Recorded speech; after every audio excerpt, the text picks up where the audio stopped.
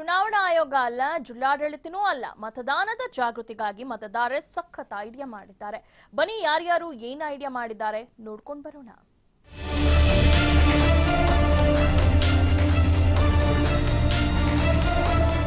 ಮತದಾನ ಪ್ರಮಾಣ ಹೆಚ್ಚಾಗಲಿ ಅನ್ನೋ ಕಾರಣಕ್ಕೆ ಬೀದಿ ನಾಟಕ, ಜಾಗೃತಿ ಫಲಕ ಪ್ರದರ್ಶನ, ಜಾಗೃತಿ ರಾಯಭಾರಿಗಳ ಭಾಷಣ ನೋಡಿದ್ದೀವಿ.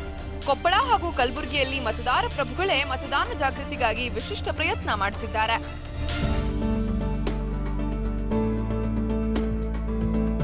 ಕೊಪ್ಪಳದಲ್ಲಿ ಕ್ಷೌರಿಕ ಸಹೋದರರಿಬ್ಬರು ತಮ್ಮ ವೃತ್ತಿ ಮೂಲಕವೇ ಜಾಗೃತಿ ಮೂಡಿಸುವ ಕೆಲಸಕ್ಕೆ ಕೈ ಹಾಕಿದ್ದಾರೆ. ಗುಡದಪ್ಪ ಮತ್ತು ಮಲ್ಲಪ್ಪ ಭಾಗ್ಯನಗರದ ಹಳೆ ಬಜಾರ್ ರಸ್ತೆಯಲ್ಲಿರುವ ಗುರು ಹೇರ್ ಡ್ರೆಸಸ್ ಮಾಲೀಕರು. ಭಾಗ್ಯನಗರ ವ್ಯಾಪ್ತಿಯ ಮತದಾರರು ನಾಳೆ ವೋಟ್ ಮಾಡಿ ಶಾಯಿಯ ಗುರುತು ತೋರಿಸಿದ್ರೆ ಉಚಿತವಾಗಿ ಕಟಿಂಗ್ ಮತ್ತು ಶೇವಿಂಗ್ ಮಾಡ್ತಾರಂತೆ. ಮೊದಲ ಹಂತದ ಚುನಾವಣೆಯಲ್ಲಿ ಬೆಂಗಳೂರಿನಲ್ಲೇ ಕಡಿಮೆ ಮತದಾನ ಆಗಿದ್ದಕ್ಕೆ ಮತದಾನ ಪ್ರಮಾಣ ಹೆಚ್ಚಿಸೋಕೆ ಮತದಾನ ಜಾಗೃತಿಗೆ ಈ ಸಹೋದರರು ಸಜ್ಜಾಗಿದ್ದಾರೆ. ನಾಳೆ ವಿಶೇಷರೇ ಬೆಂಗಳೂರಿನಲ್ಲಿ ಮತದಾನ ಕಡಿಮೆ ಆದ ಕಾರಣಕ್ಕೆ ಇಲ್ಲಿ ನಾವು ಹಮ್ಮಿಕೊಂಡಿದ್ದು ಅಲ್ಲಿ ಹಿಂಗಾದಕ್ಕೆ ನಾವು ಇಲ್ಲಿ ಜಾಗೃತಿ ಮೂಡಿಸ್ಲಿಕ್ಕೆ ನಮ್ಮ ಅಂಗಡಿಯೊಳಗೆ ನಾವು ಮತದಾನ ಮಾಡಿ ಬಂದವರಿಗೆ ಒಂದು ಕಟಿಂಗ್ ಫ್ರೀ ಮಾಡ್ಬೇಕಂತ ಹಮ್ಮಿಕೊಂಡಿದ್ವಿ. ಇನ್ನು ಪ್ರತಿ ಮಂಗಳವಾರ ಕ್ಷೌರಿಕ ಅಂಗಡಿಗಳಿಗೆ ಬೀಗ ಹಾಕಲೇಬೇಕು.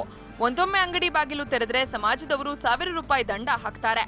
ದಂಡ ಕಟ್ಟಿದ್ರೂ ಪರವಾಗಿಲ್ಲ, ಮತದಾನ ಪ್ರಮಾಣ ಹೆಚ್ಚಳಕ್ಕೆ ಇದೊಂದು ಅಳಿಲು ಸೇವೆ ಅಂತಿರೋ ಈ ಸಹೋದರರ ಕಾರ್ಯಕ್ಕೆ ಗ್ರಾಮಸ್ಥರು ಮೆಚ್ಚುಗೆ ವ್ಯಕ್ತಪಡಿಸಿದ್ದಾರೆ. ಇತ್ತ ಕಲಬುರಗಿಯಲ್ಲಿ ಕಾಮರೆಡ್ಡಿ ಆಸ್ಪತ್ರೆಯಲ್ಲೂ ಮತದಾನದ ಅರಿವು ಮೂಡಿಸಲಾಗುತ್ತಿದೆ. ವೋಟ್ ಹಾಕಿ ಬಂದವರಿಗೆ ನಾಳೆ ಆಸ್ಪತ್ರೆಯಲ್ಲೇ ಫ್ರೀ OPD ತಪಾಸಣೆ ಮಾಡಿಕೊಳ್ಳಬಹುದಾಗಿದೆ.